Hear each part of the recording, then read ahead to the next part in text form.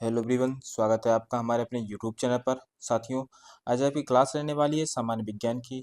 इसमें हम लोग ऐसे इंपॉर्टेंट क्वेश्चन डिस्कस करने वाले हैं जो आपके रेलवे ग्रुप डी व एनटीपीसी एग्जाम में काफ़ी ज़्यादा महत्वपूर्ण रहने वाले हैं। ये क्वेश्चन सारे आपके पीवाईक्यू हैं, पिछले साल पिछले कई वर्ष में आए हुए हैं और ये आपके रेलवे की एग्ज़ाम में व एसएससी एग्ज़ाम में काफ़ी ज़्यादा महत्वपूर्ण रहने वाले हैं। तो जो भी साथी एग्ज़ाम की तैयारी कर रहे हैं वो वीडियो को अंत तक देखिएगा। चैनल पे नए हैं तो चैनल को भी सब्सक्राइब कर लीजिए और बेल आइकन को प्रेस कीजिए ताकि वीडियो की लेटेस्ट नोटिफिकेशन सबसे पहले आपको प्राप्त हो। पहला क्वेश्चन हम लोग देख लेते हैं।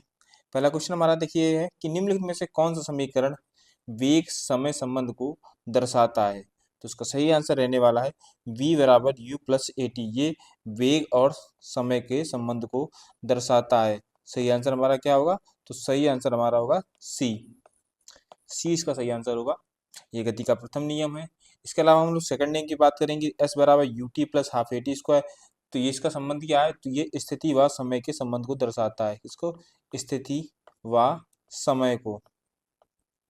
वही हम लोग तीसरी बात करें, टू एस पर V square minus U square, या इसको ऐसे कर सकते हैं वी स्क्वायर बराबर U square plus two S. तो इसको हम लोग क्या कहते हैं? स्थिति व समय। क्या है? स्थिति व समय के संबंध को दर्शाता है ये। तो इस क्वेश्चन का सही आंसर क्या होगा? सी सही आंसर होगा। अगला क्वेश्चन देखिए, विद्युत चुंबक किसके काम में ली जाती है? देखिए, जो विद्युत चुंबक होती है ये मोटरों को बनाने में काम ली जाती है। और जो पंखा होता है इसमें मोटर लगा होता है जिससे वो गति करता है, घूमता है। तो सही आंसर क्या होगा? ए सही इसका आंसर होगा। विद्युत चुंबक का प्रयोग क्या किया जाता है? तो पंखे बनाने में किया जाता है। इसके अलावा विद्युत चुंबक का प्रयोग विद्युत मोटर, रेडियो, बिजली की घंटियां इत्यादि बनाने में किया जाता है। अगला क्वेश्चन देखिए, संचार प्रणाली में व्यापक रूप से प्रयोग किए जाने वाले अभिग्राही वास्तुकला का उपयोग करने वाला अभिग्राही खालिस्तान बनना है। तो इनमें से कौन सा सही आंसर होगा? तो होगा हेट्रोडाइन अभिग्राही। कौन है? हेट्रोडाइन अभिग्राही। 20 का सही आंसर होगा। अगला क्वेश्चन देखिए, निम्नलिखित में से कौन सा संचरण जो है मीडिया संचरण मीडिया सर्वोच्च डाटा दर का समर्थन करता है? तो सही इसका आंसर रहने वाला है प्रकाशिक फाइबर, ऑप्टिकल फाइबर है। ये सर्वाधिक उच्च डाटा का समर्थन करता है। डी इसका सही आंसर होगा। अगला क्वेश्चन देखिए, डायोड को एक किसके रूप में प्रयोग किया जाता है? तो किसके रूप में प्रयोग किया जाता है? वो रेक्टिफायर। किसके रूप में? रेक्टिफायर के रूप में प्रयोग किया जाता है। और रेक्टिफायर का काम क्या होता है? तो ये एसी जो करंट होती है एसी को डीसी में बदलता है। डीसी में बदलता है ये। जैसे आप देखोगे कि आपके टीवी हो गए, फ्रिज हो गए, ये कैसे हैं? ये आपके डीसी करंट पर चलते हैं। और डीसी और जो यानी हमारे घर में जो लाइट आती है वो एसी करंट आती है। तो एसी को डीसी में बदलने के लिए रेक्टिफायर का हम लोग प्रयोग करते हैं। उस जो हमारे सामान है, चाहे आपको टीवी हो, फ्रिज हो, स्टेबलाइजर वगैरह हो, ये सब क्या है? उसमें रेक्टिफायर लगे होते हैं। अगला क्वेश्चन देखिए, एसी को डीसी किसके रूप में होते हैं? एसी और डीसी किसके रूप में होते हैं? तो वो चार्ज के प्रवाह के रूप में होते हैं, धारा के प्रवाह के रूप में होते हैं। ए इसका सही आंसर होगा।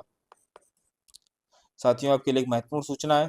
जो भी साथी हमारे रेलवे की ग्रुप डी व एनटीपीसी एग्जाम की तैयारी कर रहे हैं उनके लिए हम लेकर आए हैं सामान्य ज्ञान और सामान्य विज्ञान का एक पीडीएफ नोट्स में कोर्स। इस कोर्स में आपको ऐसा कंटेंट प्रोवाइड कराया जाएगा जो आपकी तैयारी को और इनहेंस कर देगा। इस कंटेंट में हमने ऐसा कंटेंट बनाया है जो आपके प्रीवियस ईयर में क्वेश्चन हुए हैं रेलवे के, उस हिसाब से ये कंटेंट तैयार किया गया है। यानी आपका कुछ बाहर का रहने वाला नहीं है, कुछ एक्स्ट्रा नहीं है। जिस प्रकार से रेलवे क्वेश्चन पूछता है उसी प्रकार से ये कंटेंट भी है। तो यदि आप अपनी तैयारी को और बढ़ाना चाहते हैं तो हमारे कोर्स को परचेज कर सकते हैं। कोर्स आपको मिलेगा हमारे ऐप एग्जाम वेब ऐप पर और कोर्स की कीमत मात्र होगी 199 रुपये। कितनी? मात्र 199 रुपये रहने वाली है, लेकिन वर्तमान में छूट चल रही है। तो ये कोर्स आपको मिल जाएगा मात्र 149 रुपये में। कोर्स मिल जाएगा। कोर्स से रिलेटेड कोई क्वेरी करनी है तो आप हमारे ये दिए गए नंबर, ये हमारा व्हाट्सअप नंबर है, इसके अलावा ये हमारा कॉल का नंबर है, इस पर आप हमसे संपर्क कर सकते हैं।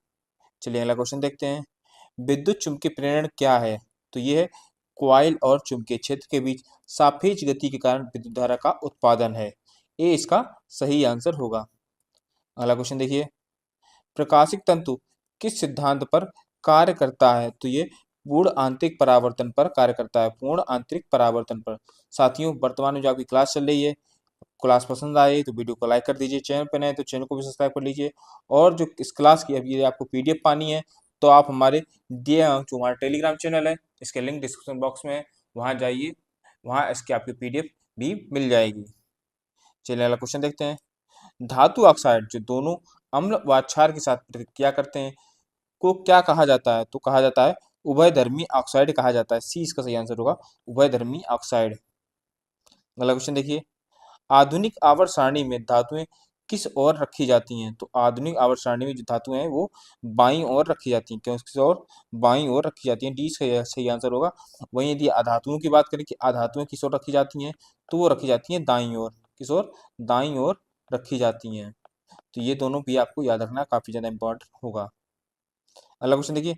इनमें से कौन सा पदार्थ फ्लोरोसेंट ट्यूब में उपस्थित गैस की प्रकृति के आधार पर एक विशेष रंग के साथ चमकता है? तो सही आंसर क्या होगा?